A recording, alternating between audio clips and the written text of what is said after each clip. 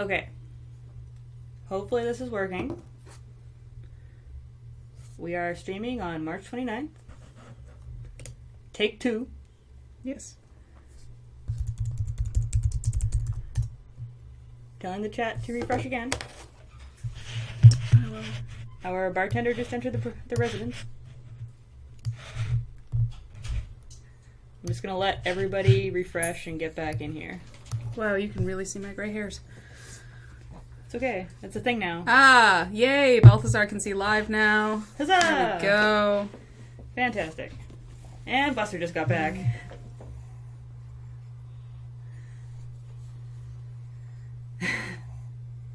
Okay, sorry everybody for those technical difficulties. I thought we were streaming, and I think that I probably lost everything that I just told you about this Lava Bears art. Alright. Regardless, very quickly again, last time we left off, it looked something to the effect of this, and I decided to try my hand at doing some lava effects to make sure that I could actually do it on the stream, and I got a little carried away and kind of finished it. This isn't the finished product, but this is kind of halfway through. I added a few layers on here to add some texture, some glowing yellow lava underneath, and I also added some orange into the bottom of the actual bear to make it look like it was cooling down as it got further to the top. And the final product, drumroll please, looks something like this. Oh, it looks even better! Yeah! Hang on. This is when I started. Hang on. This isn't it. No? Wait.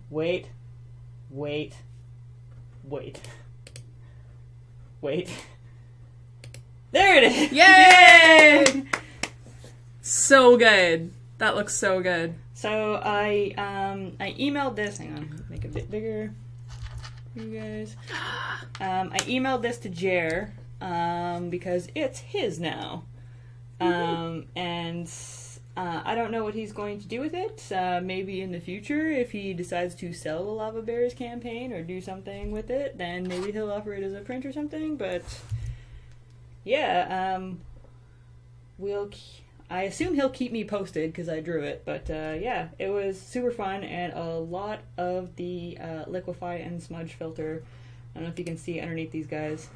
I didn't do as much in this area. Hang on, let me make a new layer. I'm just telling the Desert Bus chat. In this area, you can see I kind of didn't put as much effort into it because I knew it was covered by a shadow. So, but you can see I basically just used the smudge filter with a bunch of like kind of orangey gray on top of the lava to make it look like it was moving with the bear, like he was coming out of it. I really wanted to try and do like kind of a layer on top that was crackling as he was like breaking out from underneath the lava, so I started doing this, but I realized that with the shadows in front of it, you weren't really going to see it, so I decided to scrap it. But yeah. It looks phenomenal. That's my Lava Bears fan art. We are drinking vodka cranberries, a classic. Yeah. Yeah. I need to catch up. That's fair. And already need another one. I've had a few. Oh, barkeep. I know it's early, but... He just got in. Save. Sure, just in case. Always safer to save. Don't save. Oh, Lava Bears, you've come so far. What? So today, I haven't prepared for this at all, so I apologize in advance if this doesn't actually go very far, but I'm actually going to be doing a little thing for Lady Planeswalkers. Yay! And I know very little about it because I don't play Magic, but Mia can fill us in on what Lady Planeswalkers is while I research the actual email asking me and telling me what to do. Yes. So, Lady Planeswalker Society, for those who don't know, is an initiative founded, I believe, by our good friend Tifa Robles, who got this... You know, it's meant to encourage women to play Magic because it tends to be such a boys' club, and it can be really difficult for nerdy girls, such as myself and my colleague, to get into something like Magic because it's such a boys... Like, it's such a guys' club.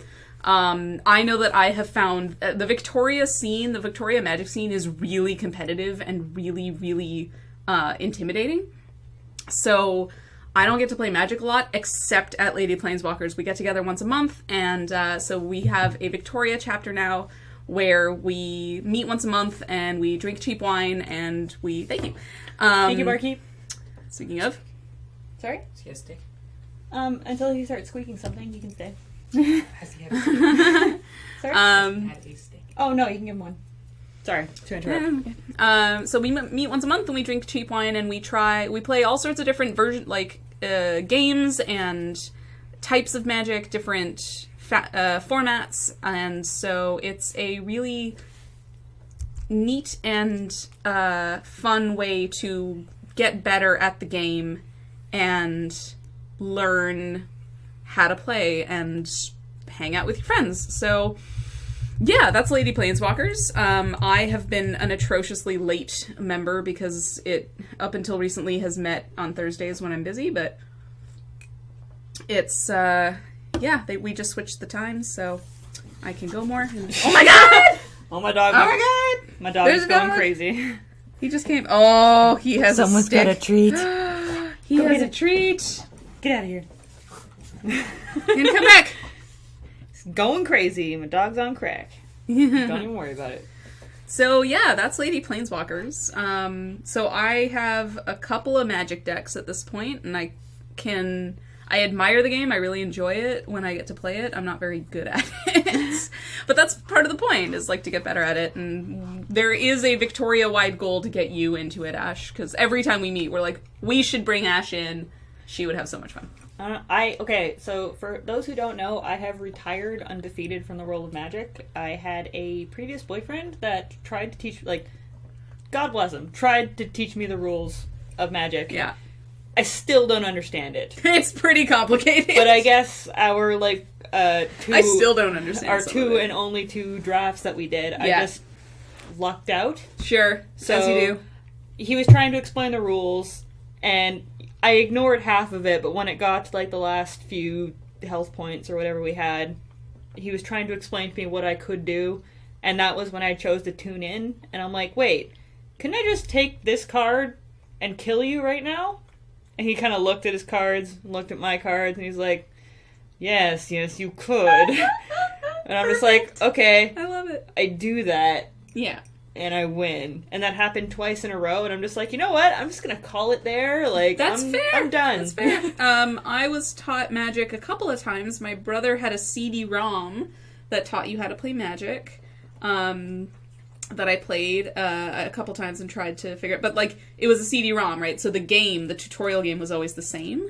Then, this is an interesting... I've not seen this part of the... The art process? Yeah, the art process. This is the part that I usually try to get done before people are watching, because this can take hours, because I'm just like, no, I don't like it, delete. Sure. And there's a lot of liquefying, a lot of going back and doing it again, and sure. blah, blah, blah, blah, but we'll see how it goes. Yeah.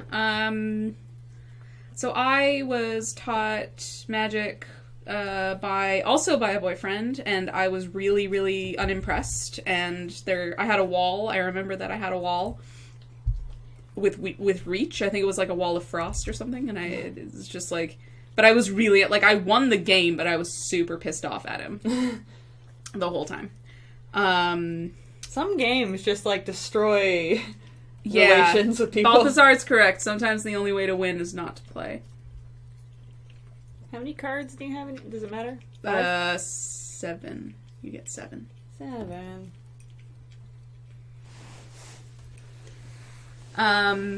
So I am open to any questions about my decks. I have... Yeah, talk about Magic, guys. Yeah, so I have 2.5 commander decks that I find really, really fun. And I also, I'm at the point where... I'm at the same point in chess. I have tried... I see. I have studied chess, and I have actually studied chess logic. Okay, and we will talk about chess after Magic. I've studied sort of chess strategy, but there's the strategy that you can learn, and then there's the strategy you have to develop intuitively. I don't have that for either chess or Magic. In terms of creating decks and in terms of sort of the flow of the game and the play, I'm getting there with Magic, but it's not quite there yet. And I really want, like, one of my very, very close friends, Cam, is part of Lure, and he is really good at Magic. And one day, like, I've asked him about it, and he's said yes, we just haven't ever sat down, and I want to do a deck building thing with him. And, like, have him go through his process with me. So, we've got Metachris says, hello, I'm the one who mentioned Metalocalypse to you the other day. Are you the one that told me it was canceled and broke my heart? What? Oh, Yeah, no. Metalocalypse Season 5 is not going to happen. Oh, no. I'm so sad. I was actually planning on doing a special tribute stream to Sure. Metalocalypse soon. But other arts just got in the way. Mentioned binging your art. Oh! Well, excellent. Thank you. I very much enjoy drawing Metalocalypse, and I'm shocked that it hasn't come up yet, but I will be drawing a lot of Metalocalypse on the stream in the future. It is my hardcore fangirl thing. We all have one. At least one. I have no idea what caught my eye about that show, but it's my favorite thing It's in the very universe. you. And I have a gear tattoo, which is the same mark that they give all of their clocketeers in the show, on the back of their neck, because I love it so much. And it's a gorgeous tattoo. It's a gorgeous tattoo. It's super well done. By the way, on the off chance that she's watching, props to Hillary Dawson, who is now at, oh my god, I don't know what shop she's at now. She used to be at Electra Lady Luck, and she's somewhere else now. Okay. But she's the best tattoo artist in Vancouver, and if any of you are in the Vancouver area, hunt her down. I'll find her on our break, and I'll post it in the chat where she's working. But 100% best tattoo artist I know. Yeah, that's an impressive one. Yeah, so I don't know how many... I mean, I'm sure that we have some people in the chat who play Magic because they're Lure fans. There's gotta be, yeah. There's gotta be. But the thing I like, and the thing that maybe might get you into it, I don't know, but like the thing that got me into Magic was that there is personality to it. Like there's a feel for your decks. Like Jess is like that. Our friend Jess, every one of her decks tells a story. So she has like a lot of tribal decks. So one of her most awful decks to play against is full of goblins. And goblins do a specific, Something type that of thing. Missy mentioned in the email Yeah. when I'm drawing this thing is that, P.S. Jess loves goblins. Draw her with, or like as a goblin. I should tweet at her right now. Tell Yeah. her that I'm drawing. We're Yeah. talking about her in the stream. Hey, Q Monster. So, my first ever date with Q Monster was playing Magic, actually. He had a very, very old deck, and I beat it with a couple War Falcons because he had nothing with reach. So, that was a fun time. But... I don't know. How tall are deck boxes? I gotta look all this shit up. I'm such a lame... I'm the worst nerd ever. No, it's fine. Magic deck box. That looks about right. Maybe a little taller? Yeah. Oh, they're not even... No, but there are long ones like Okay. that. Like, that is... But they're quite tall. Okay. Yeah, I mean... Yeah. They're tallish. Okay. Someone send me your pictures of Magic card deck boxes.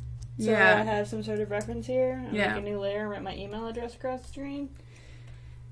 Send me any cool picture of your Magic stuff. Is Hillary at Oh my Unity Tattoo? Is she? Maybe? I really want to believe you, but I can't take that chance. But maybe.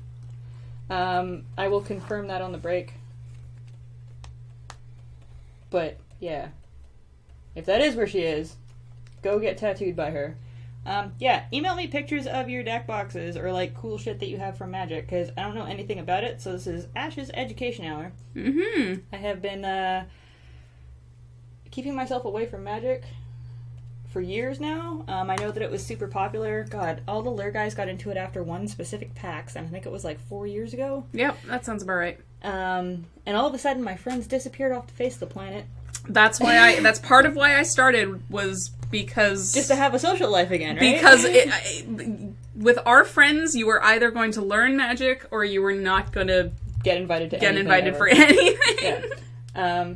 Though they have gotten a lot better about it now. But I remember, like, Mm-hmm. 4-ish years ago, I hadn't seen them in, like, a month or so, and I ran into them on the street. I actually think it was before I went to Los Angeles. God, that was ages ago. I'm old. Fuck. I ran into them on the street, and I'm just like, hey guys, what's up? I haven't seen you forever. They're just like, oh yeah, we're gonna go and hang out and do such and such. And I'm like, that's excellent. Can I come with you? And they're like, yeah, but we're gonna play Magic. And I'm like, what the fuck is Magic? And they're just like, it's this card game. It's really fun. We got back into it after going to PAX. They gave us starter decks and, like, your little, what's the area you go to before you go into PAX? That, like, giant line. I don't know. You get, like, a gift bag before you get in line. It's awesome. Sure. I've never been to PAX. You get a gift bag. It's awesome. That's fucking rad.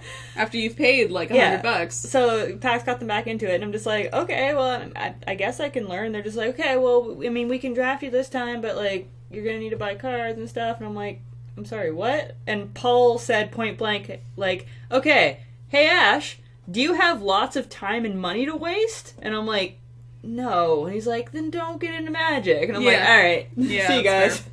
That's fair. I'm gonna tilt this a little bit this way.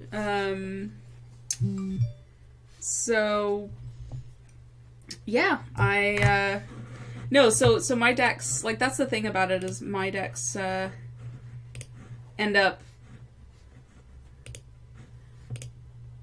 Sorry, we're giving Jess the stream thing because we want her to come watch, because I'm gonna be drawing her at some point.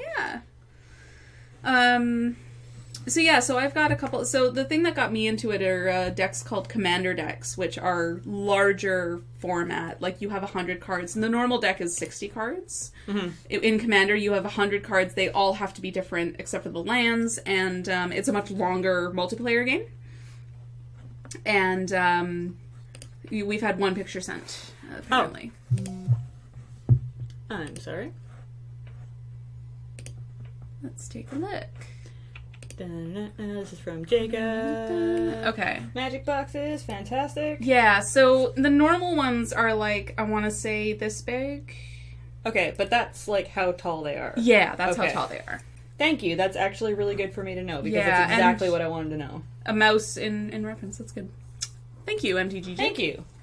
Very helpful. Yeah, or, like, at the very least, I mean, I don't know, you guys can reflect, but, like, the deck box that the person is holding looks right to me, at least. Yeah, it's just a really long deck box. Yeah. And, like, there's 2 parts to it here. Yeah. That looks fine. Okay. We have 5 new followers since we started. Jesus. Wow. Thank you, Thank followers. you, Picardo. Follow people on Picardo. You guys, I've had some alcohol. This is not going to be an excellent stream. Me too. I've had a relatively small... Now's the time to ask embarrassing questions. Yeah, please, I guess. I'm sorry that I'm, like... I look like I'm looking into the camera really confused. I'm trying to properly read this email that's asking me what I'm supposed to be drawing right now. Yeah. Thank you, Zed. He says we are fun co-hosts. Hooray! Yay! Alcohol! So, anyone on the stream, by any chance, was at Emerald City Comic Con today, and by any chance saw my spirit video at the horror panel? that I would know be that's so a awesome. long shot, but I was dying Well, we'll to ask know how it went again. over. Yeah, we'll ask again. I have to show you guys. Okay, so Your ghost was there. I apparently. know. I have to show you guys this tweet that Abby did. I'm sorry. I feel really terrible showing somebody else's art on this stream, but I have to because it's amazing. Abby Howard did a illustration awesome. for the panel that we were on, and that's me right there in the corner as a ghost. Unfortunately, because of financial reasons, I had to not go after Mike asked me to go, and I said yes. I couldn't go because I couldn't afford it. But I did a video for the people there, and I never got a tweet after the fact being like, hey Ash, your video was great. Like, I got one from Mike when I initially sent it to him saying that it was okay, but no one tweeted at me afterwards being like, you know, hey, it was good to see your face even though you weren't there. And I'm like, oh god, it went over horribly. I have a whole bunch of Twitter friends from, like, all over geekdom who are all at Emerald City right now, and I'm really jealous. It sounds so much fun. I would like to I'm gonna go to a con someday that isn't, I mean, Supernatural Con was really fun, and it was really small. It was a good first con because it was really small. Mm-hmm. So it was really non-intimidating, full of great people, and yeah, it was a great first con for experience. And now I have the, you know, confidence to go to other cons, and I'm not going to have to go off an honestly, island. if you ever have the opportunity, I highly, highly, highly suggest Comic-Con, even though it's, like, really intimidating and there is a crap ton of people there. Yeah. Because there's such a wide range of San Diego? Yeah.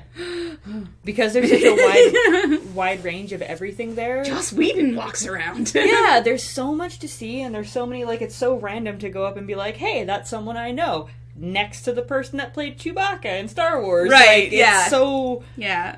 That sounds awesome. Yeah, like... And I'm pretty good about, like, playing it cool in front of famous people, which I'm happy If I just about. draw someone holding, like, a drawstring bag, it'll probably be obvious that they're holding a dice bag, right? Like, yeah. That's a thing. Yeah. I'll put a D20 on it. Yeah. That'll work. So, yeah. So my decks that I've kind of built, and they've been built with help. The one that I've built on my own is still in progress. That's the 1.5, but I've got 3 of them. I've got one, so the thing about Commander is that you have, instead of just playing your cards, you have one Commander card, and they're special. They affect the whole game. And when they die, they go back, they don't, like, go to the bottom of your pile, they go to back to the command zone, and you can recast them. So they basically, like, you can imagine that they're, like, kind of running the whole campaign with you, right? So the first commander deck I ever built, I actually built with Jess, and so it's, the commander there is called Animar, Soul of Elements, and what he does is he takes big, huge creatures and makes them very easy to cast. Okay. Because he reduces their cost, because you played a game, you know how you have to tap mana. I didn't know that you could bring in creatures, though. Well, that's part of, like, spells, many spells are creatures, which fight. We never got that far. Oh, okay. So most spells in Magic are creatures, because you're basically fighting this imaginary war. Okay. Or this imaginary battle, and you send creatures in, and they fight for you, and they have a certain level of power and a certain level of defense, and the numbers trade off in ways that sometimes confuse me, because I am because I am somewhat amateur at Magic. And Magic is complicated as fuck, Jesus. Yes. No. Let's get it clear right now. Complicated as fuck. And I'm tipsy already because I had only a small dinner because I'm probably going to go get pizza after from that pizza place. That new pizza place. Which is delicious. We tried to go there the other day and they're just like, we open at 5, and I'm just like, I want pizza now. So yeah, Animar takes really, really big creatures and he makes them very easy to cast, which means that you can cast them relatively early in the game. So you end up with like a creature with like 7 power against when your opponent only has like 2 and 3 power creatures. Okay. So it's a lot of fun. Hey Jess! Yay! Yay! I'm talking about Magic. You can help me. Because we've had some drinks. I'm going to be drawing you sooner or later as soon as I figure out which one of these ladies is you. I feel like Jess is the one in the middle holding the deck box. Yeah, me too. Yeah. That's fair. Yeah.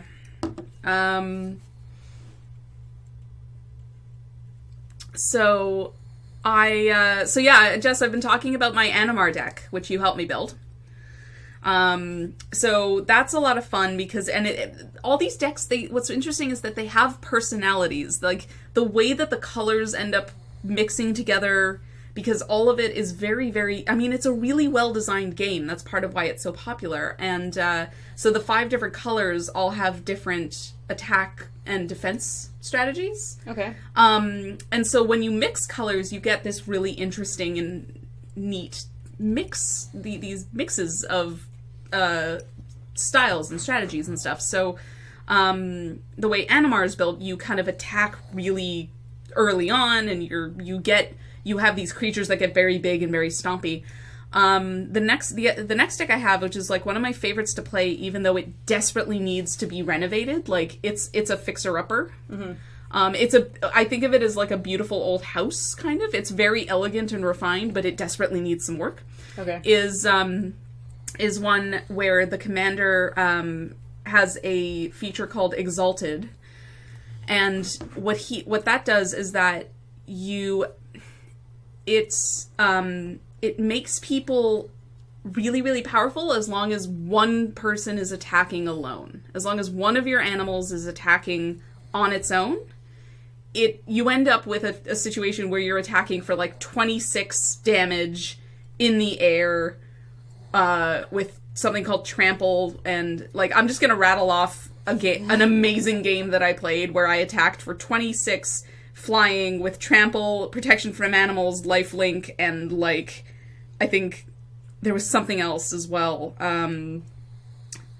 But yeah, it was bonkers. Like I understand the words coming out of your mouth. It gets bonkers really quickly. And it's really fun, and it involves a lot of angels. Like, if you're gonna draw people as anything, like if you're gonna draw people as goblins or anything, if you could draw me as an angel, if you're gonna draw me. I think I'm just gonna draw everybody in human clothes. I know that's fair. She said that, like, Jess loves goblins, but I'm not gonna draw her as a goblin. That's fair. And then the last... Do I not? I have to have Missy on Facebook. What is happening? Oh, I missed the Y. There. Oh, there we go. Not with a Y at all. You guys, I've had some drinks. And then my last deck is one that I call the Mountain That Rides, because I modeled it after Gregor Clegane, because it stomps on your face. By the way, Jess, if you could tweet at Missy that we're streaming, because I'm the worst and I didn't prepare for the stream at all. That would be great. So yeah, so those are my decks. Thank you for talking about Magic, because I was really afraid that they're just going to be like, I'm drawing a thing for Magic. Don't know shit for fuck about it, but here we go. Yeah, so no, my deck that I've kind of half prepared is one that all it does is it deals damage, and then it retrieves those cards from the graveyard. Okay. From the discard pile. So it just goes like 3 damage, 2 damage, 3 damage, 5 damage. Burn, burn, burn. Destroy this, destroy that. And then you go and back and retrieve all of those cards so you can use them again. And so it's dumb. It's the stupidest thing by far I've ever built in Magic. It's really dumb, and it's very vulnerable in a lot of ways, but it's so much fun to play. Sorry, we're just gonna... Oh, yeah.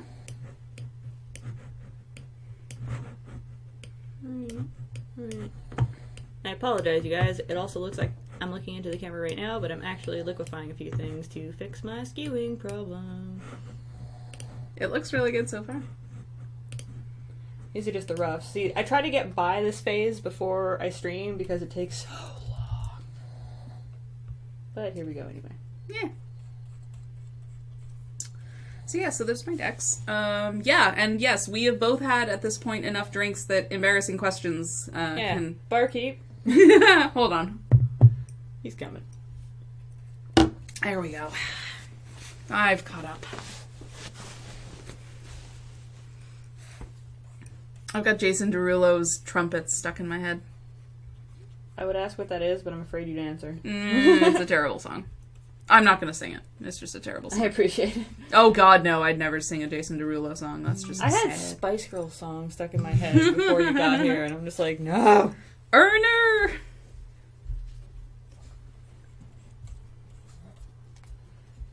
Buster's running after Brad. He assumes there will be more treats involved. We've got a question, but I need to figure out how to pronounce this second word. How do you draw Pickle and Squizgar? So good. Well, Pickles is my favorite character. I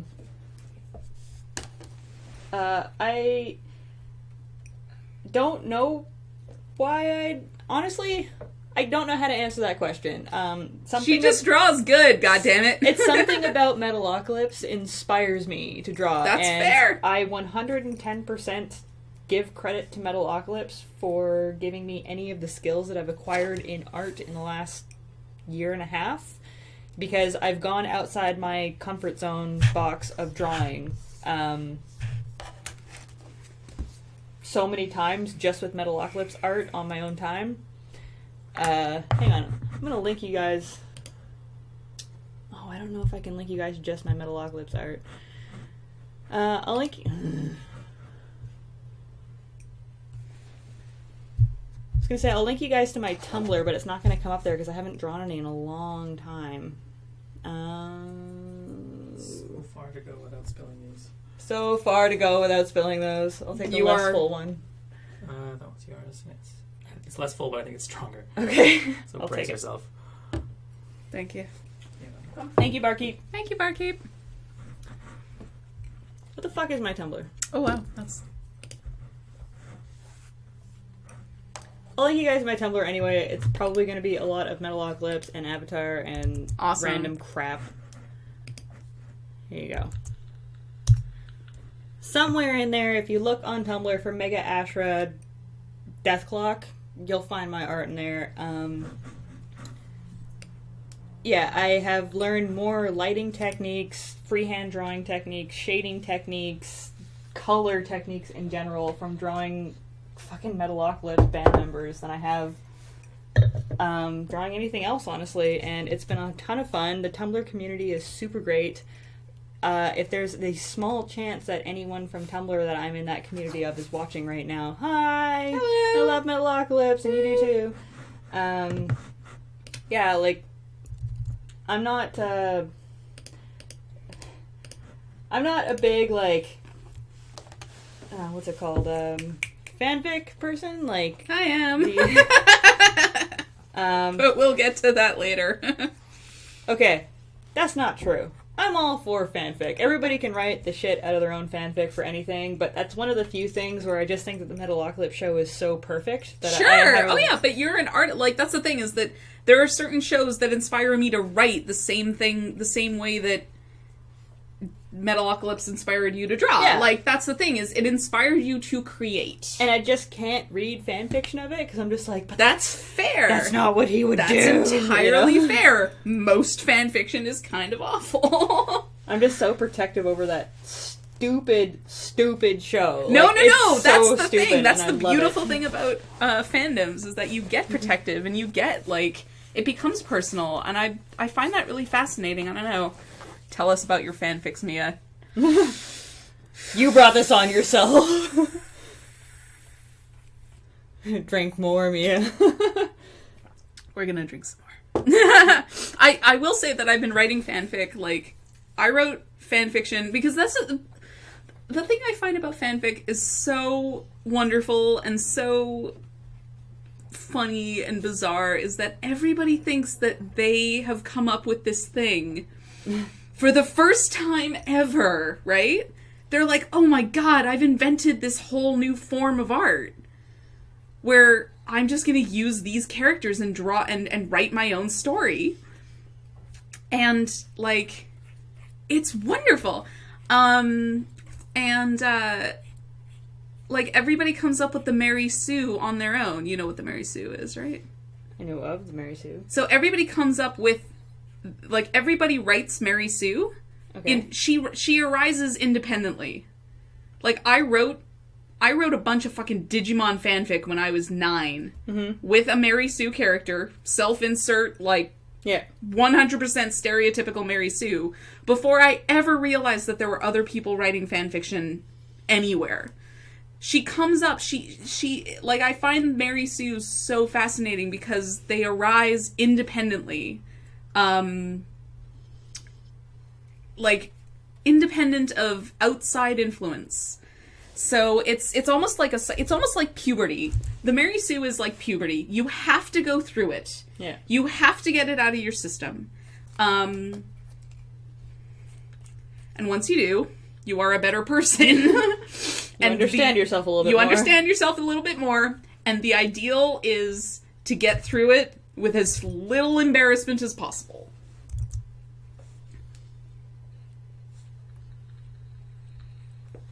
But, yeah.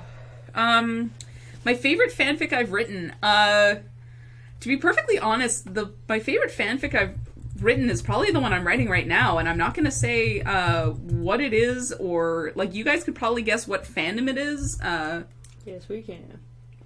But I'm not going to say really anything about it because I don't necessarily want people finding it. That's fair. Not that I think it's bad. It's actually the best piece of fiction I've ever written. It's just a separate part of my life right now. But Yeah. I wrote my first year of university, I wrote a Criminal Minds fanfiction because Criminal Minds... Really? Yeah. I've never heard of like an actual like cop show or like anything like Yeah. that. Oh Fanfic. yeah, there's some good ones. Well, because the thing about Criminal Minds, I don't know if you watch, but like Did. they set up this great thing with one of my favorite characters where they kind of gave him a drug addiction and then they dropped the ball on it. Like, they gave him this really dark, interesting arc, and then they dropped it for years. Okay. And I was like, that's not fucking fair. Like, I think I know what you're talking about. yeah, like, it was with the really, really cute one, the nerd, Matthew Craig Hubler, yeah, who I had a crush on at the time because he's kind of nerd porn. He's perfect. Nerd beautiful. He was a fucking runway model. Of course he was. Yeah. Of fucking course he was. Yep. So they dropped the ball on it, and I was like, well, I can do better than this. So I wrote a kind of a dreamscape, like, poetic prose kind of story where I gave him an overdose, because I was like, something has to come of this, and I'm still really proud of that, I'm still really, really proud of that story. It was really well written. I had just read Fight Club for the first time, so I was like, oh my god, Chuck Palahniuk, because now I know better, but, Chuck Palahniuk has a very, interesting and, sort of poetic type of prose, and so I kind of cribbed from that, and yeah, I had a lot of fun with it. I was super bored in my first year of university. Before that, I wrote a lot of Gundam Wing and Harry Potter. I only wrote like one Harry Potter fanfic. A lot of Gundam Wing, some Escaflowne, quite a bit of Angel, the series fanfic as well. This was all when I was in high school. And yeah, it was, I don't know, I bonded with my friends over it, and we read each other's stuff, and yeah, it was a lot of fun. I'm really, really like, I don't know what the word is. It's refreshing to hear about that because, like, I never wrote a fanfic when I was younger. If anything, I just, like, drew pictures of different fan things. But I definitely read a lot of fanfic when I was younger. And I remember thinking that I was super ashamed of it, or, like, that there was something wrong with me, that I was reading, like, somebody else's, like, weird and, like, slightly sexy thoughts about, like... See, and I should clarify, I never wrote porn. Right, and, like, sometimes it's not. A lot of the times, like, it's writing yourself into it and having, like, a innocent romance with one of the characters. Yeah, or just, like, playing around in that particular sandbox. Yeah. But I always thought that I was, like, super weird writing that. And then as, the internet came about more and more and more, and people started opening up about that kind of stuff, like, it's not weird. Like, people just didn't talk about it. No, it's been around. You know how long it's been around? Fucking Sherlock Holmes. I think you mentioned that last time, so I'm just like, I know the answer to this. Why do I know Sherlock the answer to this? Holmes was... Yeah, apparently Jestrel has one from the 40s called Man Before Adam. Oh. That might be a map. That might be a map. They're talking about maps. But anyway, fanfic goes back as far... Everybody stop what you're doing. Don't breathe. Don't say anything. Photoshop is wanting to crash. Don't say anything. Everybody pray.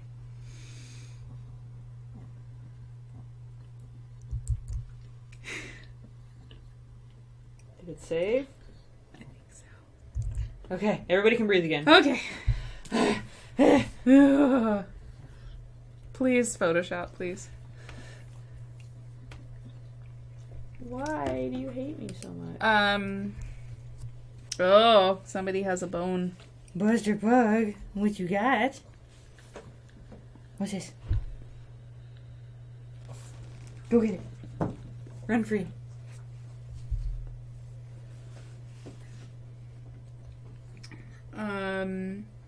So yeah, no, fanfiction has been around for forever, and it's, yeah, I don't know. I'm a big proponent of God damn it, not Photoshop. Yeah. The drink has caught up to me. Alcohol. Greatest thing ever. I'm a really big proponent of fanfiction. I believe it's a legitimate writing exercise because you have these characters that are established. You have an established audience, which is always nice, even though in the current fandom in which I'm writing, nobody fucking reviews, which is really frustrating. When you're trying to publish something and, like, get some momentum going, it's really, but, Brad apologizes the drinks were a bit strong. Don't apologize for that. Don't even worry about it. Don't even worry about it. It's fine. But yeah, fanfiction is it's a writing exercise. You get to take established characters. There's a challenge to keeping those characters true. The same way that there's a challenge to keeping them true when you draw them. Yeah. You know? And as much as I absolutely adore the artistic talent and the imagination that goes into, like, some of the softer sides of Metalocalypse that I see on Tumblr. Sure. I can't bring myself to draw No, them because that that's way, out of character. Sometimes, and people will request all the times on Tumblr. One of my favorite ones, I was super tanked, and I'm just like, I'm drunk and taking drawing requests. And someone asked for a picture of Toki feeding ducks. And I'm like, that's out of character. So I also drew in Pickles. Sure. Eating the bread because he was super tanked and had nothing else to eat. Sure. And pissing off Toki because he was trying to get, like, I'm like, that's in character. I could see that happening in the show, but, like, I sometimes have a hard time drawing them doing stuff out of character because I just adore the characters so much. And one day I will meet Brendan Small and everything will be right with the world. Awesome. So who were you drawing? Sorry? What are the 5 people that you're okay. drawing? So I have forgotten their names already. Well, I know this one over here. That's Missy. Sure. As soon as I bring up my email, I will tell you the other ones. This is someone named Sam Marshall. Sure. Sure? Yep. This is going to be Jess. All right. This is someone named Aurora. All right. And this is Mia. Yay! I like how I'm holding a bottle or a glass of wine. Yeah. Yeah. Well, I got the nerdy things in the middle, and then the other 2 hands are just drinky drink, knocking back drinks. Drink. Yeah, I think the most important thing is that it's like ladies doing nerdy things. So yeah. Balthazar says, I started writing a universe and characters, but I've stopped for now. I can understand why it is so fun for some. I don't understand some of the need to share it. Because people review it, and man, is that ever a great boost to your ego. I really like sharing art and sharing ideas on things. Like, okay, I'm going to show you guys one Metalocalypse thing that I did. Hang on, let me save this first before it fucking crashes. Alright. We haven't seen a Photoshop crash on the stream, and I know because I just said that, I'm just asking for it. But, yep.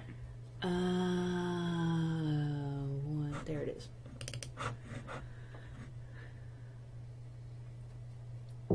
I'll find it. This one. So, I drew this one, and this is one of my favorite Metalocalypse art pieces. Mm-hmm. It's a murder face after just getting the shit kicked out of him, but it's young Murderface because he doesn't have his mustache. That's how he looks in flashbacks. And I posted it on Tumblr with some sort of little thing underneath just saying, like, I bet young Murderface was actually, like, super kick-ass and, like, you know, beat the shit out of everybody on a regular basis, because look at his face. Of course he did. Yeah. So I got a lot of feedback from that of people... Hang on, sorry. That's okay. Just covering up the chat. There we go. I got a lot of feedback from people after the fact looking at that piece of art saying, you know, like, thank you for posting this. Like, first of all, no one ever draws Murderface because he's the ugly one. And second of all, like, of course he was badass. Like, he has to be, like, you know, super brutal to be in Deathclock in the first place, but he always looks like such a lame-o on the show because he's the butt of every joke. Right. And I love talking about, like, that stuff. Like, what you think the character was like in, like, previous times, you know, how you think they interact with people. You know, like, I'm not super big on, you know, pairings and that, because I don't think of them that way, but I like actually just like talking about, you know, where do you think the next season would go to? What do you think they did before they were in the band? Like, that's where I go like super fangirl on it. Yeah.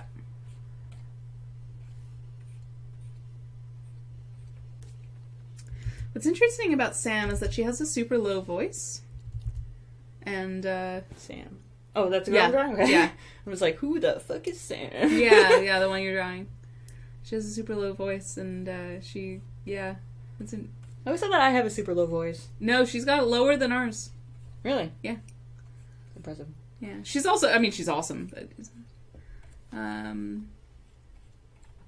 So... I remember the first time I heard myself on film for Lure, and I'm like, is that what I sound like? Oh, God! I remember seeing you, it's so funny that I'm sitting here in your house, co-hosting, and, like, calling you one of my best friends, because, like, I don't know, I watched, like, a couple of Iron Stomach challenges and stuff like that, where you were just like, nope! Did you watch Sandwich of Fire? That was my first credit on Loading Ready Run as a writer. No, I did not watch Sandwich of Fire, but I remember you coming in with, like, I think it was, like, a Gryffindor scarf or something like that. Oh, yeah, the Harry Potter one, yeah. I made all those scarves. Yeah, and you were just like, this is malarkey. And I was like, that girl seems way too cool to ever... Everybody calls me cool, and I think that that's really funny that people think that I'm cool, because I'm pretty much just constantly on this, like, who are my cool friends? I want to hang out with me so people will think that I'm cool. Same with me. We are all pretty sure that... Yeah. We are all pretty sure that we've only been invited because the host's mom made them invite us. Yeah. When we get to, like, one day, I'm sure we'll get, like, weepy drunk on the stream, and we'll start talking about... I look forward to that day. We'll start talking about how we were, like, bullied in high school and stuff. Yeah, very much so. But, like, yeah. I was basically, like, programmed in high school to think that I was just, like, the ugliest and most uncool person on the face of the planet. And the weird thing is, at some point, I just stopped giving a fuck about anything. See, I never stopped giving a fuck. I've got anxiety, so I just give a fuck about everything. I figured it was all over. Like, that's it. Like, that's just where I am now. So, but the hilarious thing is that the second you stop giving any fucks, everybody starts thinking you're cool. And I don't... That's fair. Like, God, there was one, like, ladies thing that we did, or, like, I don't know, hangout... I don't remember what it was, but there was, like, 6 girls there, and someone was just like, you know, the second that this person said they were friends with Ash Vickers, I knew that I wanted to hang out with them because I needed to know you, because you were cool. And I was like, what the fuck? Are you trolling me right now? Like, what is happening? Yeah. And that was maybe a year ago. That is literally the first time in my entire life that I've thought of myself as cool. Aww. Or at least someone had said that. And I was still convinced at the time it was a joke. Yeah. No, yeah, we will definitely get into our crippling abuse of high school stories. And just general, inferiority complexes, yes.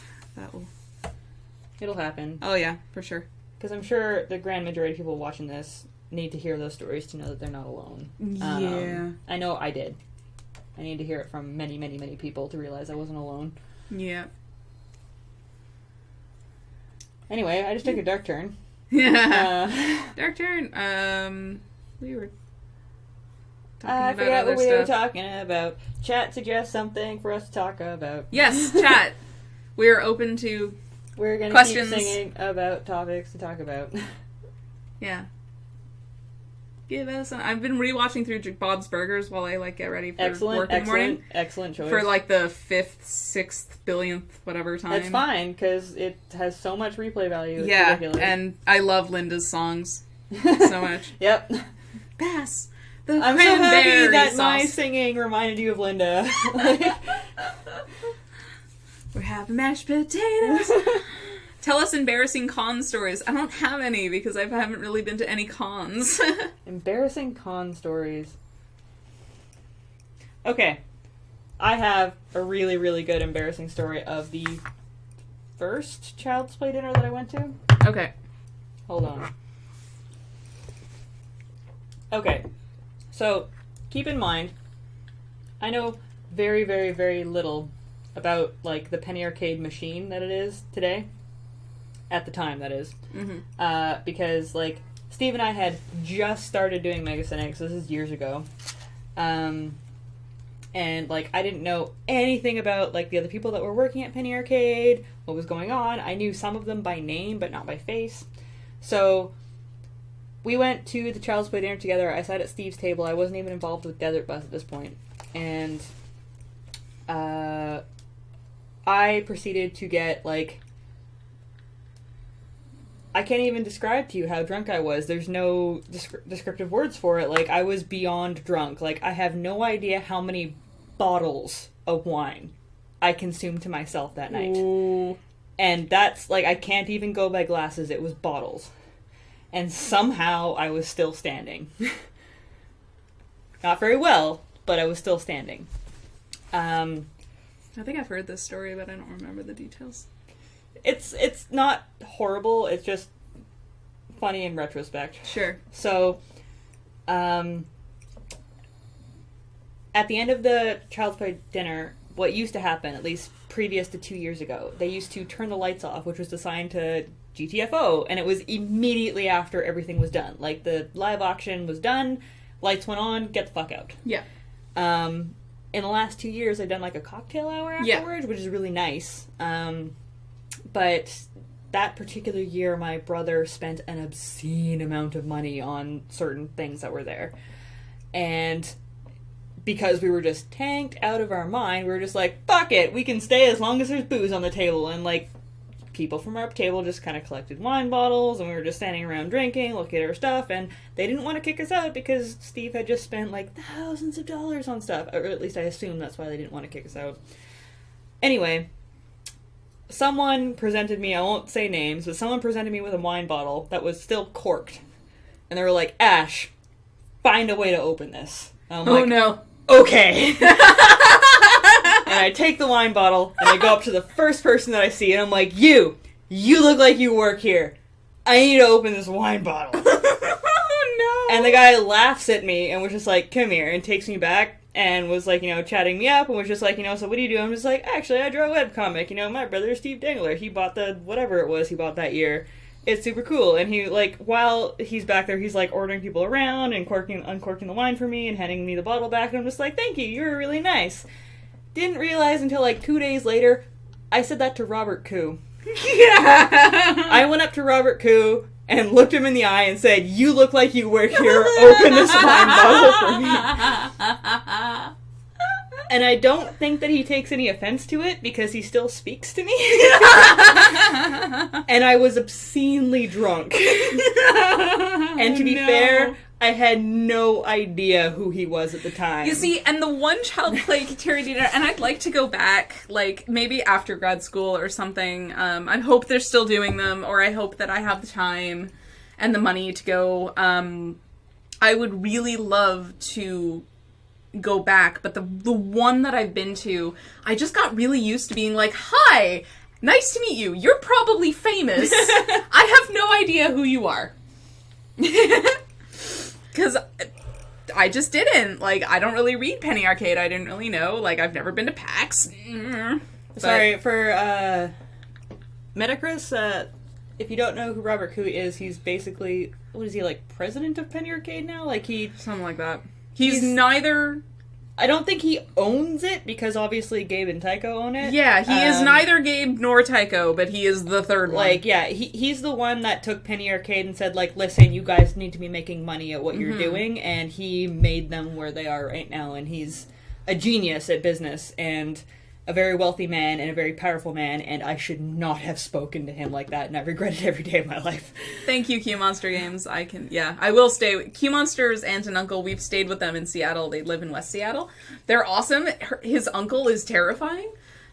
He is one of the very last, I think he's one of the last people to ever really fall victim to polio. Oh no. And so he does use a wheelchair, but he does a bunch of art, but he's not an artist. Like, that wasn't his primary thing, as art, but he's just like, I remember having a conversation with him at the breakfast table, like the morning after we arrived, and just coming away from it and being like, I don't know if this person likes me. I've just been interrogated, though. And it turns out, like, he just kind of likes trolling people like that and just intimidating them a little bit. When I'm old as hell, all I'm gonna do is troll people. Like, yeah.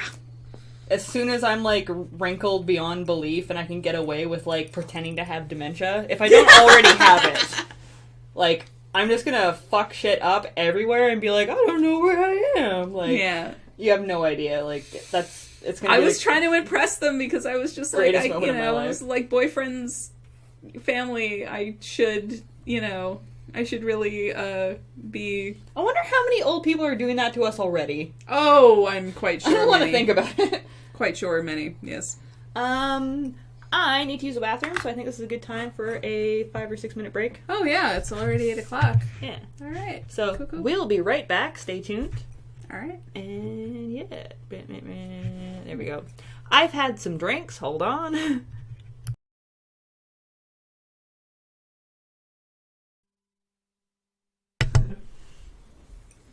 And we're back. Yay! Someone gonna not mute the mic. Someone just asked about tattoos in the chat, and before I start drawing again, I will talk about tattoos. Yay! Hillary, the one that I mentioned in the comments over the break, she used to work with me at EB Games, and she also used to work with me at Culture Craze. And she is by far and beyond, and I don't say this lightly, the best artist I have ever met in my entire life. I look at one of her, like, just sketchbook doodles that she does on a napkin or something, and I'm like, what have I done with my life? Nothing. Like, she's just amazing. I will, actually, next time I'll ask for her permission, and I might show you guys some of her stuff. I don't want to do it now. But, I mean, technically, she's done stuff on my skin, so... I actually had this tattoo started by a different artist, and I had a falling out with said artist and said tattoo shop, and I went to Hillary to get it shaded because it was just lines before, and she took one look at it and said, can I just redo the entire thing? And I'm like, sure, and she did such a good job on it. Like, I can't plug her enough, honestly. Like, it looks completely different from what the original tattoo artist did, and somehow she managed to change the art even though it was permanent ink. If you guys don't know, this is actually the cover from the last issue of the original Hush series for Batman, which is an excellent comic book series if you've never read it. I have not. Who's the writer? Do you know? Oh my god, I should know this. I have it, like, on my bookshelf somewhere. Okay.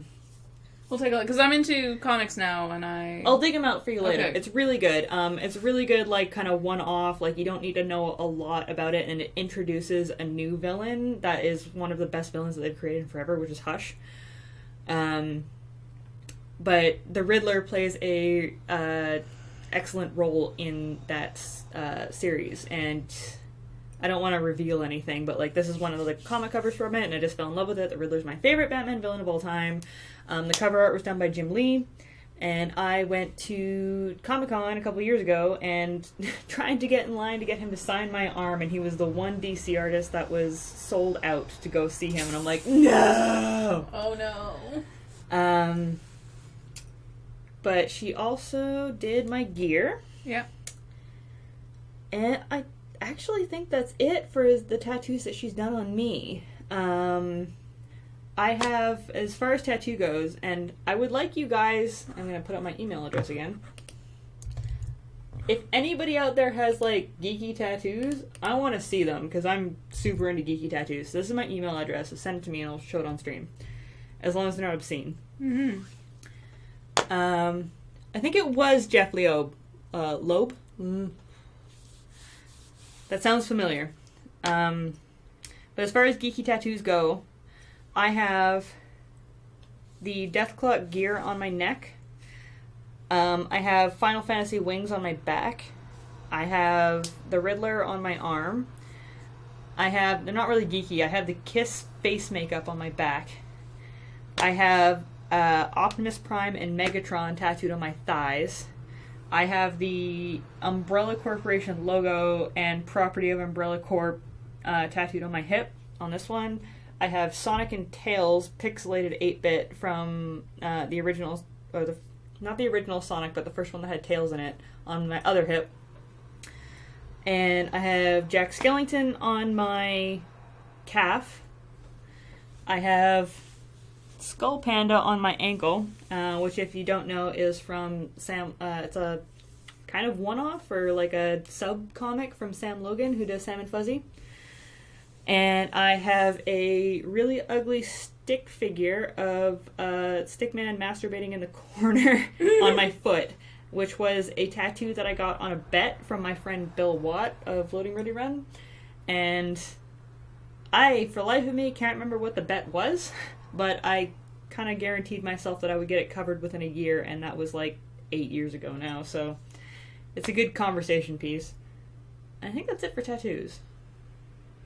And you have something kind of nerdy on you, too. I do. I have one.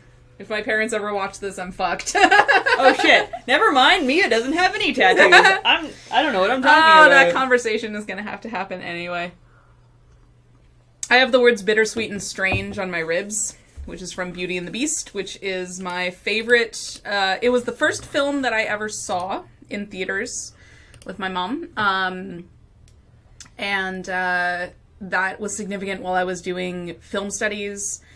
It's significant because I always wanted the library from Beauty and the Beast, and now I'm going into library-adjacent studies, and, I don't know, when I got the idea, like, the light bulb went off in my head, and I sat on it for 6 more months. But That's it was a lot just more thought than I put into a lot of my And projects. I was just like, I want this, I love it, and I still love it, so, yeah, that's what I have, and I plan to get my cat, the cat that I grew up with, when he died, I had the vet take his paw print, and I'm gonna get that tattooed on my hip. I like those tattoos. Like, I'm all for people getting, like, I used to say that I was super against people getting, like, names or dates tattooed on them, because usually it's a boyfriend or a significant other, and I think that's a silly idea, because, like, not a lot of marriages and relationships make it these days. True. But I'm all for people getting, like, relatives where it's just, like, you know, a blood thing, or pets where it's, like, the love is unconditional, so no matter what, you're always going to appreciate it. Absolutely, go ahead. And a lot of people say that the paw print thing or like, their names or a picture of them are, like, overdone, but I'm just like, no, they're not overdone. Like, that's something sentimental. Like, of course, a lot of people have them. Like, I grew up with this cat. I had him from the age of 11 until I was 25. Oh, wow. And he was, like, I was his favorite human. Of the family. And so like, this was the cat that saw me through adolescence and, like, you know, so much, like, when I got broken up with by my high school boyfriend, he was the first thing that made me laugh. Mm-hmm. And it's so important. And that's so important. Like, so and I've also been, like, thinking about a nerdy, like, now that I've got the sentimental sort of arty, half of me covered, there's a scientific-y one, like I'd like to do something astronomy-based as well, but I'm sitting on that idea until I know what I want, if ever. So yeah, there's a lot of, I don't know, I struggled with getting a tattoo for many, many years because, like, there's this huge taboo about it in Judaism, and there's just, I don't know, I grew up in a house where it was just like, nope, never, but, like, if I've learned anything from going to the gym and being in the women's locker room, it's that everybody has tattoos. Yeah, I have kind of like a story, I used to work for a video game store that rhymes with Shmeeby Games. And, you know, no names. No. I was trained at a store that kind of had a reputation for having, like, you know, the most by-the-book manager that they had working in Victoria. Mm-hmm. Or, like, even in BC. And, you know, it was good and bad for him because he was, like, so by the book that he kind of screwed the store over sometimes. Mm-hmm. But the one thing that I will always remember about this particular EB and this Shmeeby, forget what I just said, I'll edit it out later, and this particular manager was that we had one employee working there that had full sleeve tattoos on both of his arms. And he was a fantastic employee, knew everything there was to know about almost every single game in that store. Mm-hmm. And he was absolutely, like, irreplaceable, especially at, like, busy times and Christmas times. Mm-hmm. And our district manager came in one time and kind of said, like, well, he's got tattoos. Like, you have to tell him to buy shirts that, like, cover his arms because we're not allowed to show tattoos at work. And the manager, who was, like, again, I will stress this, 100% by the book and knew that in the book it said no visible tattoos, turned to her and said, no. Like, he's the best employee that I have. I'm not going to turn around and tell him to spend $100 on shirts that he doesn't have because he's working here part-time. Right. To go buy new shirts. Like, he's doing fine as it is. If anything, his tattoos are an icebreaker. And, like, I'm not going to make him cover it up when he's doing so good. Like, he's outperforming everybody else. Why would you implement this rule on him when, like, clearly it's doing no good? Wow. Yeah. It's always nice. Yeah, and, like, at the time, I had no tattoos, but I'm like, good for you! Like, at least someone's finally standing up to that, because everybody has them, and, like, same with body piercings and, like, weird colored hair, like... No, like, if I've learned anything just from naked ladies in the... Naked ladies. Naked ladies. Like, of all body types, is that, everybody has one tattoo, at least. Or something. Or like something. A piercing, or... Yeah, and it's just, like, it doesn't interfere. Like, that's the thing, is that, you know, mine, you'd never know I have it, and I love it. I don't regret it, and, it's mine. And I know very few people who have the balls to get words tattooed on them, too, so, like, and that's another thing. I couldn't really think of a way to, I mean, like, because I work with words, right? So it was always going to be words. And it's such a small thing that I feel that it's, you know, the real turning point came when I was talking about it in therapy, and I found myself not talking myself out of it. Right. And I was like, that's probably a sign. I'm gonna have to find the magic logo to put on the side. Q-Monster Buster is indeed in there snoring. I assume. I'm sorry. I forget that that's picked up on. I assume that that's getting picked up on a mic. Snoring puppy. Go see Daddy. Where's Daddy? Go find him. Go find Daddy. Yeah. Sorry, guys. No. Also, Barkeep, we love you. We love you. Okay, so I think those are good draft lines.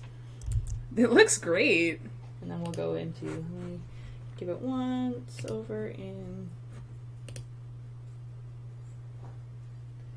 I'm still skewed to one side, but whatever. Looks pretty good.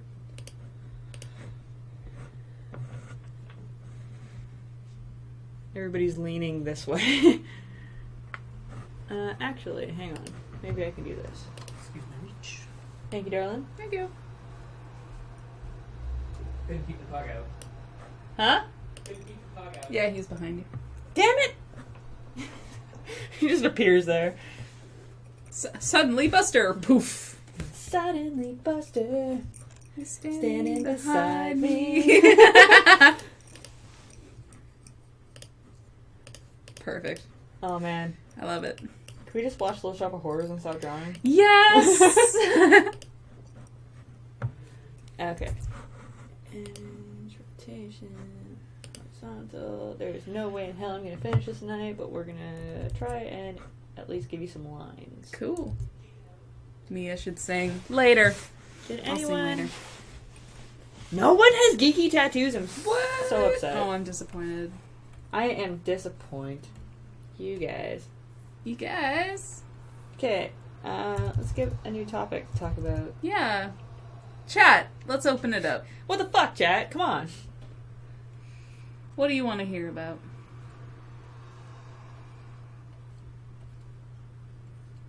Ideas for tattoos. Okay. This arm Yeah. is either going to be Lulu from Final Fantasy X casting Blizzaga Okay. or Gambit from X-Men. And I'm still 50-50 drawn in between the two. Thank you. And I have no idea how to decide Why because they're Blizzaga? both so badass. What? Why Blizzaga? Because I really want to get white tattoos of snowflakes. Because white ink is beautiful, especially when it's just in like those little fractally lines, because it doesn't absorb any of the blood if it's just one line. Yeah. So it shows up as white, and I thought that would be beautiful. But like, it's the other arm, like it's the other thing that's like always showing, and like that's Yeah. it. So, and I love both of those characters so much, but I don't know which one to do, and it's been like 5 years since I've been deadlocked. Yeah. Yeah, and Master Gunner just said he wants to tattoo, but he doesn't really care enough about anything to want it. And, like, that was the thing for me for the longest time. I was just like, as long as I could say no, I was gonna say no. And then I was walking, I remember distinctly where I was, because I was on Yates Street, right just beyond Cook, like, where those pink buildings are. Mm-hmm. On Yates Street. Yep. And I was listening to Beauty and the Beast, the song, and I heard the words bittersweet and strange, and I was like, oh, of course that's it. That's the one. Like, yeah, fucking duh. So yeah, like it was a very, very clear lightning bolt of an idea. So Metachris, I worry, he worries that he'll change his mind, A, and B, that his parents would kill him. I worry my parents will kill me. That will be a conversation I'm sure that will end up happening. Eventually. Like, it's, at the end of the day, they don't have to see it. It's my life. They may think that it's a horrible idea. Honestly, like, Whatever. I thought that my mom was going to kill me for a multitude of things. Like, granted, there was never any kind of, like, religious backing to any of it, but, while I was still in high school, like, dyed my hair every color of the rainbow at different times. Yeah, my parents didn't care about that. Pierced my eyebrow and my tongue, and it was always an ask for forgiveness, not for permission kind of deal, and she was always upset for, like, 10 minutes. Yeah. And then it was just like, well, that's how it is now. Yeah. Like, that's the thing, is that at the end of the day, I'm happy about it. Yeah. And that's the important part. Exactly. And, like, as much as I think that it's ridiculous that I have a tattoo of a stickman masturbating in the corner. Sure.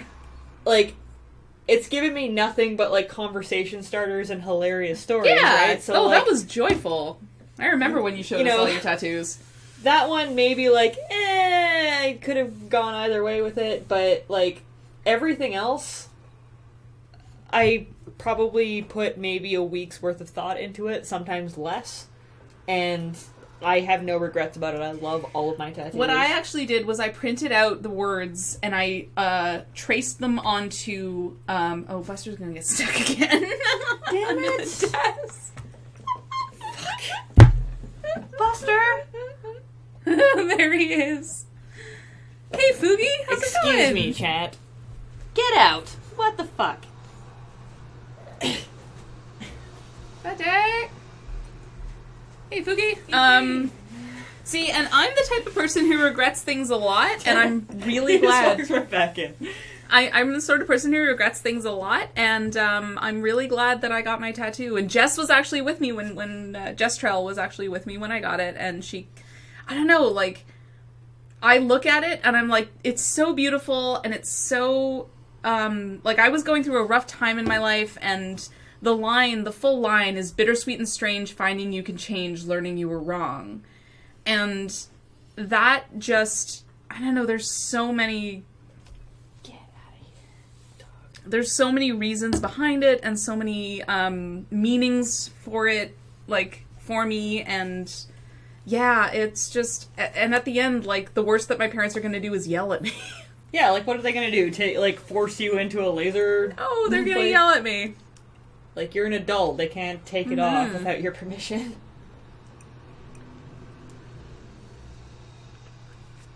Now, forgive me if I'm prying too much, but, yes. like, what is the major religious debate on that? Like, well, there was a prior religious debate, when I say it, you're gonna be like, oh, fucking duh.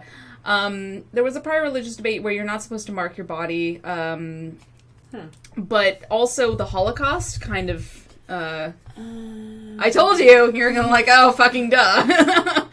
There is, yeah, and there were some people who were like, I've had a relative who was like, oh yeah, you say that word, I'm like, sorry.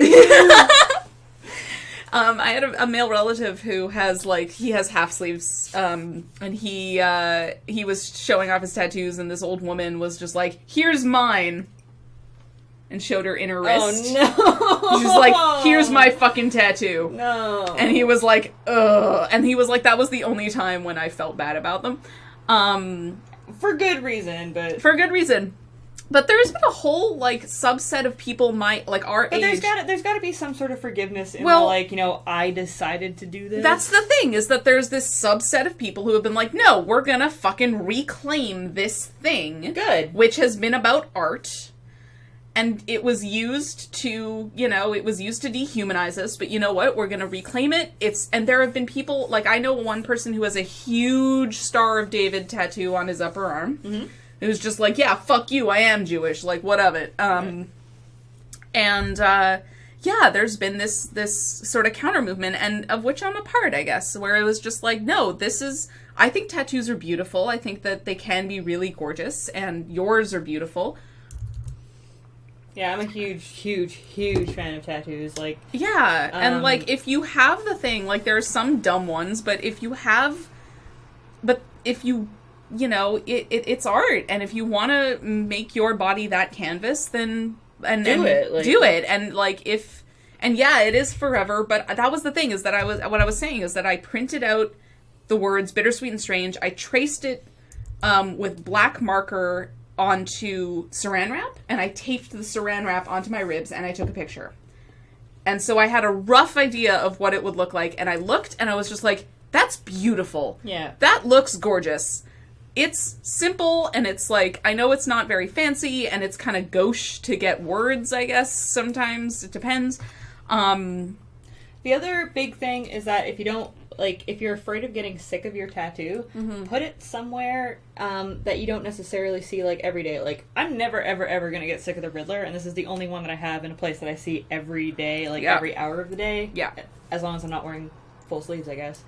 But, like, there are times that I forget that I have giant tattoos of wings on my back. Yeah. There are times I totally forget. I've got the Kiss tattoo on my back. Like, all the ones on my back, 100% I forget half the time that they're there because I don't have to look at them.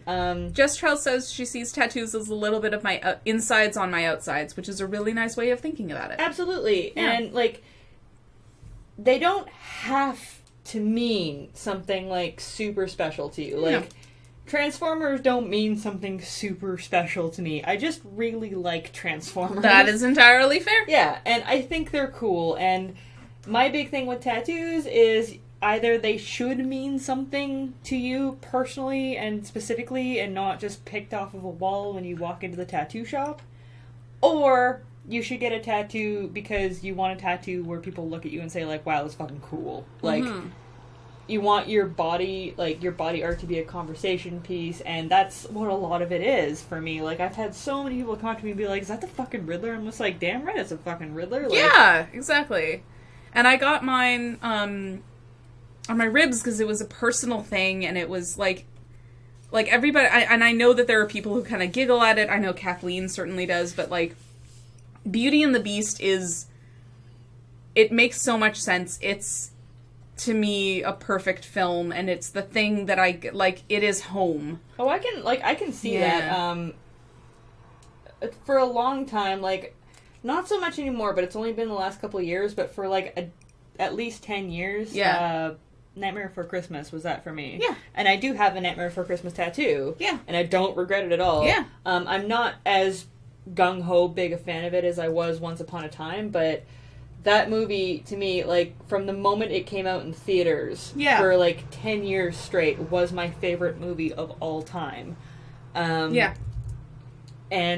like, it's just fucking beautiful. Like, I can't... Oh, it's gorgeous. I can't describe it any other way. Like, it's this weird, like, children's horror wrapped in a romance that, like, it is his own genre as it stands. Like, and I absolutely love films like that where it's just, like, this really simple romance or drama story that's just in a fucked up universe. Yeah. And they just pay no mind to the fact that it is in a fucked up universe. They just focus on the actual story. I love those And stories. not enough films have the balls to be like, yeah, this is the universe, what of it? Like, they make a big deal of it. But yeah, that's, and you know, I feel that so passionately about, like, the words of Carl Sagan and all of this. Like, I was thinking about getting, like, the idea I had this morning as I left to take out the garbage was because I was listening to an audio story that starts with the Voyager missile, or the Voyager probe. And the story of the Golden Record, and how there's this, you know, on the Golden Record there's a whole bunch of things, including this thing that looks like a big multi-pronged star, which is Earth's place in the universe, according to, you know, that you can trace it according to various quasars. Okay. And I was like, that would be a really... And I'm sure it's something that people have gotten before. I know some of the words that you just said. And I know that's something that people have gotten before. Because if you Google, like, astronomy or Carl Sagan tattoos, there are so many beautiful tattoos made of the phrase, "we are all star stuff." Okay. Where it looks like... They do that effect where it looks like your skin is peeled away. That's fantastic. underneath is, like, the universe and, like, fantastic. A starscape. It's gorgeous. Love it. It's so beautiful. And I thought, like, that would be a really good one. I've thought about getting just one pale blue dot. Because there's a very famous Sagan quote about the pale blue dot, and that's us. That's everything that we are. All sorts of stuff. And yeah, it's the things that make you really, really passionate. And Beauty and the Beast makes me passionate. I've talked about it before.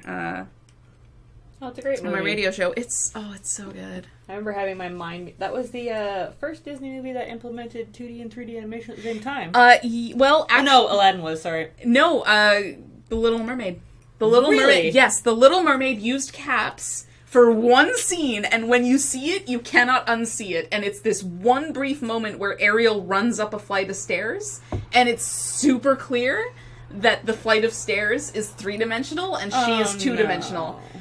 But... That's the other thing about Bittersweet and Strange, is that it takes place during that ballroom scene, where that fucking ballroom scene, which is so beautiful, and where they did this sweeping crane shot, and must be reiterated, there was no camera. It's relatively easy to do a crane shot when you have a camera. You attach it to a crane and it swoops. Yeah. When you have to do it in animation where there is no camera, you have to go through every single... Like, that was a big fucking deal. Yeah. And it's still a big fucking deal. And do you know the story of, like, the writer of the lyrics, Howard Ashman? I think you told me, but yeah. The chat might not know. I've told the story a couple times, but... On chat? Yeah. The thing about Beauty and the Beast is that it was a true labor of love. Like, everybody... Like, The Little Mermaid was the wind up, and Beauty and the Beast was the pitch. And so they were like, okay, we know that we have something here. It's a success. We can do this again. Let's give the Alan Menken and Howard Ashman, who were the composer and lyricist, respectively, instead of bringing them in halfway through, let's start with, like, from the ground up. It's going to be a musical. And Howard Ashman didn't tell anybody that he actually pulled Alan Menken aside after they won the Academy Award for one of their songs in The Little Mermaid, and he's like, and told him that he had AIDS. Oh no! And so he didn't really tell anybody, but he worked on. It was the last film that he worked on, and it's actually dedicated to his memory. Okay. Because he died. So he wrote this. He wrote these beautiful lyrics, and like, if you ever sit down and just listen to Howard Ashman's lyrics, they are so smart, and they're so intelligent. I'm very impressed with the lyrics. Yeah, they're so intelligent, and they're so clever. They're so well written. One of my favorite books, I haven't finished it, but I listened to the audiobook of it, but one of my favorite books is called Disney War, and it's about Michael Eisner's years at Disney. It's about the Disney Renaissance, the films that we grew up with. Okay. From the 90s, and they were really spearheaded. The return of Disney was spearheaded by this one guy, Michael Eisner, who was the CEO of the company. And so they tell the story in this book how they were working on this film, and it was about 70% done, and in the I want to say it came out around Thanksgiving of 1991, so I want to say March of 91. Mm-hmm. They showed a 70% done version at the New York Film Festival, like just a private critic screening. Yeah. And so everything but the coloring was done. Okay. But the music was all finished. Yeah. And it received a standing ovation. And they ran to Howard Ashman's bedside, and he was blind. He was 90 pounds, blind, and dying. And they went to his bedside at the hospice he was in New York, and they said, like, they knelt by his bedside, and they were like, you are loved, and people loved you, and you are gonna beat this, and, like, there was this profound moment of just, like, of love for Howard Ashman, because the viewing received a standing ovation. Mm-hmm. And he died a couple of days or weeks later without ever seeing the finished product, but they arranged, and this is in 1992, this is February of 1992, the Disney executives arranged for his partner to go up on stage and collect his Oscar, which is huge, because he was gay. And, like, so the fact that they were able to do that, and that they were willing to do that, was really, really big. And the Disney Renaissance was never really the same, in my opinion. When Howard Ashman died, like, he wrote all the good songs for Aladdin. He wrote all of the really engaging genie songs. Yeah. So, Friend Like Me, Prince Ali, and the opening Arabian Nights, those are all him. Those are all the ones with the really, really clever lyrics. And that was the last stuff that he worked on. And so, yeah, just the story of Howard Ashman, and the story of how much love there was, and how much art there really was. Like, people get down on Disney, and even I do, on, like, how corporate that fucking company is. And it is. Like, it's a juggernaut. But there are artists there, and they worked, like, there was art being made for Beauty and the Beast, and, like, as far as I'm concerned, the only problem... I can hear in your voice how passionate you're getting about this. Yeah. The only problem with that movie is that I can't, like, unzip it and climb inside. Yeah. No, I hear you. I'll stop talking now. No, it's fine. Like, I felt the same way for a long time about Nightmare Before Christmas. Yeah. Like the second Tim Burton, like, I don't know, just growing up, like, don't get me wrong, I loved Aladdin, and I loved The Lion King, and I love Beauty and the Beast. Yeah. Like, just because animation and just art in general struck a chord with me so early, even though I couldn't draw back then. By the way, I just want to, like, throw this out there. Like, I was never a natural talent for art at all. And I still, like, struggle with it. But I have no actual, like, natural ability to do this. Like, I locked myself in my room for, like, a full 3 months and just forced myself to draw every single day until it kind of resembled art. Because I just wanted to do it because I can't so draw at all. bad.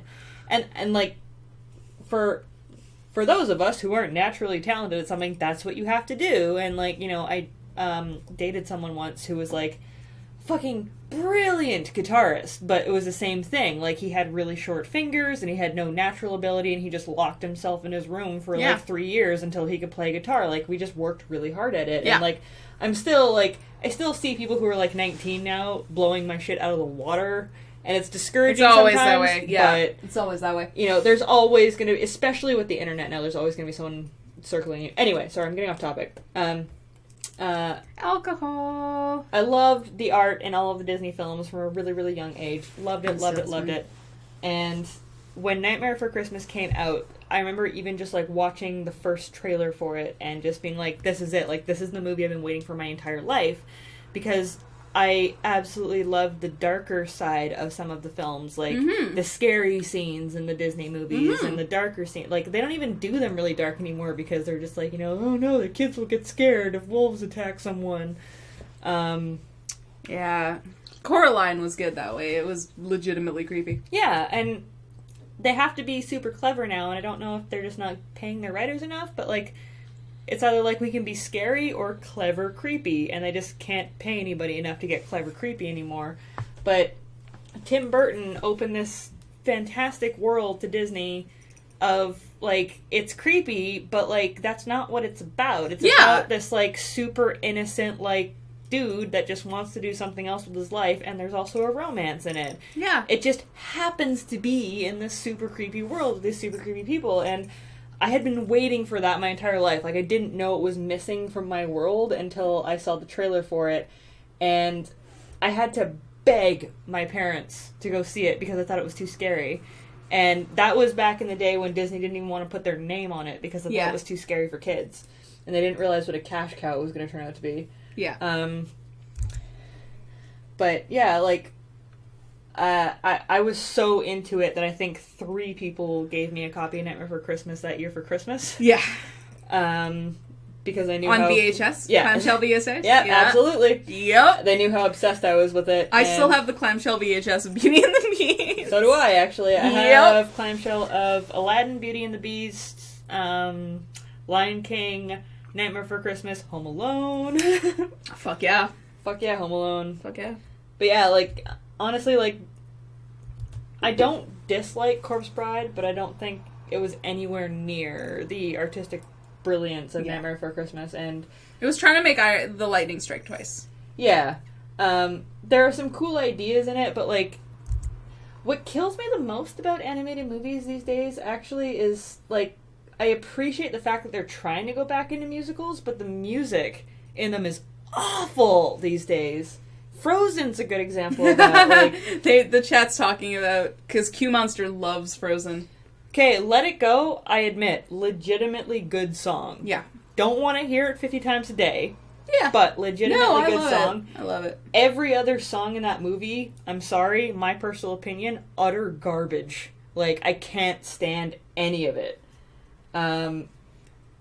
I think what Let It Go and what Elsa represented was really, really struck a chord with a lot of people. Absolutely. I 100% agree with that, but it was just really difficult to watch because I just wanted to plug my ears through all the rest of the musical. And Graham said something about it when we were at Tally's party the other day, where he's just like, I like the fact that they abandoned the musical part, like, halfway through the movie. And I'm just like, yes, I remember halfway through the movie being like, this is way better for some reason.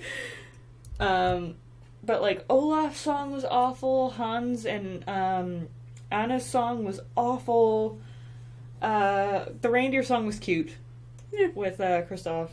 No, like, I remember, like, I really enjoyed this movie. And then someone would start singing. I'm just like, no, I want to leave. I would have liked it better if it had been more about Elsa. Yeah. There was such a good story buried in there about her. But that being said, the fact that it wasn't all about Elsa, maybe I'm actually just starting to appreciate the world of short movies, because usually I watch a short and I'm just like, I would watch 8 hours of this. But then I watch 8 hours of something, and I'm like, you know what? This could have been a short. Like, they could have told me all of this in 20 minutes. Yeah. And I'm just now starting to appreciate the majesty that is a short film. Yeah, I mean, I like short stories. If you read have you read Stephen King much? Stephen King is fucking brilliant for short stories. I want to say I read Carrie a billion years ago. I love Carrie so much. 1 billion years ago. Carrie, I lent really my copy old. of Carrie. I lent my copy of Carrie to Chris Whitman, and he hasn't given it back. He probably threw it away. I have to replace it. And I bought, what is the one with the car? Christine? Yeah, I bought Christine, but I don't know if I ever read it. Yeah. I think I still own the one with the Shawshank Redemption in it. Yeah, I think that's the only Stephen King thing I own still. But he's really good for short stories. I'm not super huge on horror books, but I am super huge on, like, sort of sci-fi comedy books. You would know Christopher Moore. Oh my god, I fucking love Christopher Moore. Is my favorite author on the planet. I was recommending Lamb to somebody. I was just like, this is the greatest book that's ever been written. It's Lamb and Dirty Job are the greatest books. You've read Bloodsucking Fiends. Yes. Okay, good. The only one that I haven't read is Sacre Bleu, and it's sitting on my... You see, I tried to read Fool, and I couldn't get into it, and then, like, I haven't read Sacre Bleu because the rest, like, I just... Are you reading through something right now? Yeah. I've got a huge book order. So I was going to say, it's sitting on my bookshelf. Like, if you want to read it before you go, it's right there. No, I've got a huge book order coming, and I'm rereading through The Golden Compass and that trilogy right now, and I actually am about finished the first book. I started it this week, and I finished it. And that's the quickest I think I've read a book in so long, but oh my god, I read Lamb while I was in Israel. So I was at these ancient sites and just giggling my way through, like, oh my god, it's so good. For those of you who don't know what Lamb is, it is a story told, it's the missing years in between when Jesus was told that he was the Son of God, to when he, like, takes his place. Yeah, it's between the years of, say, 16 and 30. Yeah. 6 and 30 or so. And it's told from the point of view of his best friend, Biff. It's so good. Which is 100% fiction. Let's just, like, throw that out there right now. But Jesus decides that, like, you know, before he becomes, like, the disciple of God, he needs to understand the universe and all the other religions. But he also is very aware of the fact that of his responsibility and the fact that he can't sin. So he has his best friend, Biff, do it all for him. So it's moderately filthy, really, really, really funny, because you have this, like, textbook, like, debauchery sinner guy just tailing the Son of God, and it's so funny and so, like, eye-opening, and Christopher Moore is really, really, really smart, and I love the fact that he's channeling all of that intelligence into writing, like, ridiculous sci-fi-ish stuff. But my favorite thing about Christopher Moore, and I know I've spoken about this, like, several times to my lady friends when I've been gushing about him, but I mentioned Dirty Job, and Mia mentioned Bloodsucking Fiends. He has this brilliant thing. He involves a lot of this, like, at least in most books, he'll involve a character from a different book in it. And if you just haven't read his previous books, you're kind of shit out of luck because he doesn't explain who they are. He'll just reference, like, oh yeah, don't worry about it, you guys. I've already defeated a giant eagle. Don't worry about it. And they won't explain it. Yeah. He just shows up and says that. But I think what happened was either he planned for it or he was just writing both books at the same time. Was it the first one in Bloodsucking Fiends or was it the second one? It was either Bloodsucking Fiends or You Suck. Mm-hmm. One of the two. One of the two of those books, he has a vampire series, which is Bloodsucking Fiends, You Suck, and Fuckstockings, or something like that. There's a third one. I don't remember the third. I haven't. They're read all the really third good. One, It follows. It's a vampire story, but it's a very realistic, like what would actually happen if you become a vampire. Like really, really mundane details about it and annoyances about it. Really dry humor look at it. But he also had another book called Dirty Job, which is about becoming a merchant of death, which makes you a supernatural being, but not the same as a vampire. And Dirty Job is the first book that I read of his. Yeah. And there's a chapter in it where a mysterious redheaded woman comes into the store that Yes. he's working at and That's right. recognizes him as not being human. Right. And comes up to him and yeah. she's just like, finally, I found another one of us. Like, you know, it's so good to meet you. And then she starts touching him and the guy's like all put off by her. He's like, what are you doing? Get the fuck out of my store. And she like starts touching him. She's like, no, you're warm. You're not one of us. What are you? Get out of my city! And like loses her mind and leaves the store. And that's the end of the chapter. They don't explain it, but she never comes back. And I was like, what the fuck was that? And it's the main character. And it wasn't until years later when I read, it was either Bloodsucking Fiends or You Suck. The exact same chapter is in that book, but from the point of view of the woman who is the vampire in a different novel. Yeah. And in that book, she just wanders into a store and recognizes someone who's not human, touches him a bunch, then leaves, and then you get to follow her for the rest of it. And if you had read that book first, you would have been like, what the fuck? And he wrote that first, yeah. Stephen King did that a lot as well. He, man, you can really... he kind of includes everybody in his, like one of the characters from Stand By Me is in Carrie, the first novel he ever wrote. Really? Yeah. I had no idea. Yeah, or at the very least, somebody with the exact same name. And I was just like, this is too uncanny. Because Carrie was the first thing he ever wrote, right? Yeah. And I was like, this is weird. Like, this is uncanny. When I noticed it, I was like, holy fucking shit. Like, I'm sure authors do that more often than I realize. I don't read enough books. I don't have time. I go in cycles, so I've been in a writing cycle, and now I'm going back into a reading cycle, and like, I whipped through the Golden Compass again. 400 pages in like a couple of days, and because I want to get through the trilogy before all of my books arrive. Yes, the Demon and Practical Demon Keeping Catch was in Lamb in one chapter. That was the only shout out to one of his previous books that he put in it. Yeah. It was difficult, like it was a decent choice. Yeah. So yeah, if you haven't read Lamb, if you're gonna read one Christopher Moore book, make it Lamb. Lamb is laugh out loud funny. I think the only one that doesn't have references to his other books is Fluke because it's his first one. Yeah. But the characters that are in Fluke are in so many of his other books. Fair enough. There you go. I've read The Lust Lizard of Melancholy Cove. Which was pretty good. The scientists in that book. He's one of the marine biologists in Fluke. Oh, well there you go. Yeah. And he lives in that, what is the city called that all those ones take place in? San Francisco? No, it's Practical Demon Keeping in something Cove or something like that? I don't remember. Yeah. Practical Demon Keeping, Stupidest Angel, and another one take place in the same little town with the same characters, and I love those books. Yeah. Stupidest Angel especially. Best Christmas book I've ever read. Oh, good. Yeah. If you like really dumb angels and zombies, that's the book for you. Perfect. I love it. Oh man, it's like 5 to 9. Oh my god. I'm gonna have to wrap this up soon. Yeah. If you guys have any last questions for us.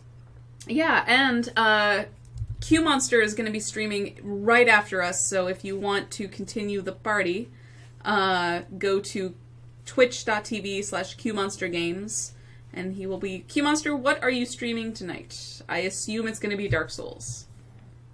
I don't know, though. Oh. Jess would like me to know that she wears glasses. Whoops! Sorry, Jess. I'm the worst. Right. They're even in there. I'm the worst person.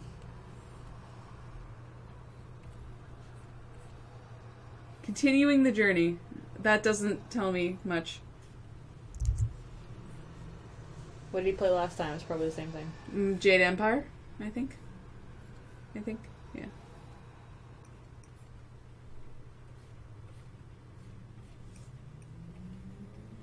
Oh boy, I've had some drink. Oh boy, we have had some drink. Yep. Don't know that I'm going to make my 10,000 steps today. Oh well. I don't think I even came close. It was raining so much today. I helped Gerentelli move so that I was up and down the stairs a lot. That should give you a big boost. Less than you think. Unfortunately, couldn't make it because I was drawing the comic for Monday.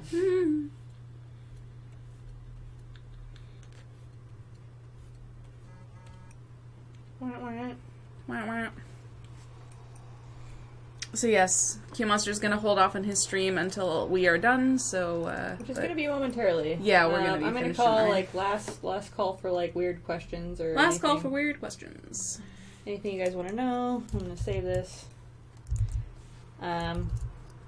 I'll probably be working on something different because this is actually a commission for somebody, so I'll get it done in a reasonable amount of time. That's fair. But yeah, I will tweet at you guys and tell you what I'm drawing next time. Yeah. Thank you for having me on as always. No problem. Yeah. It's been a pleasure, and maybe next time we'll get you and Kate. Yeah, that'd be great. We'll see if Kate Stark is busy next time, but Yeah.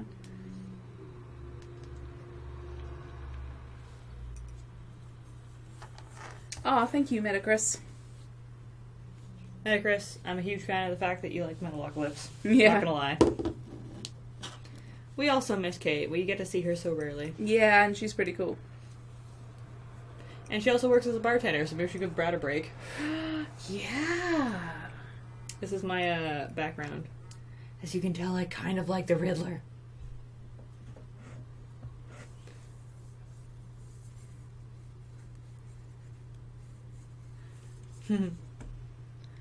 Alright. Yes. I think we're gonna call it here, guys. So, Alright. There's been one question. How hyped are you to see Harley Quinn and Bud and Lou on the big screen? I don't understand what that means. Apparently Harley Quinn is going to be in a movie, I guess. What? Yeah. I guess so. Explain yourself. Yeah. Tell us more. Hold off, Oh, son. Suicide Squad. Right. Yeah. I heard rumors about that months ago. I had no idea that was actually a thing. Oh, no, it's been cast. Okay. I'm gonna go find out what I can on that tomorrow. I'll even write it down. Yeah. And I will comment on that next week. Cool. In fact, that will be my opener. All right. Fair enough. All right. So, you are at... Thank you guys all for watching. Yes. I, as many of you know, it should be in the information below, but I'm at Mega_Ashra on Twitter. You can find my comic, Megacynics, at www.megacynics.com. That should also be below the stream right now. If you like what you see here and you want to support me / my comic, you can go to patreon.com/Megacynics and donate. Even $1 helps us. Yep. And it will just go towards us going to conventions and making books of what we're doing already. Mia's Twitter is At Mia Steinberg. MIASTEINBERG. I'm sure someone will link it in the chat. And again, the party will continue over at twitch.tv/QMonsterGames. fantastic. I'm Yay! going to do my regular count backwards from 10. Everybody can post in the chat afterwards what number they got to. And we will see you guys next Sunday. Bye! 10, 9, 8, 7, 6, 5, 4, 3, 2, 1.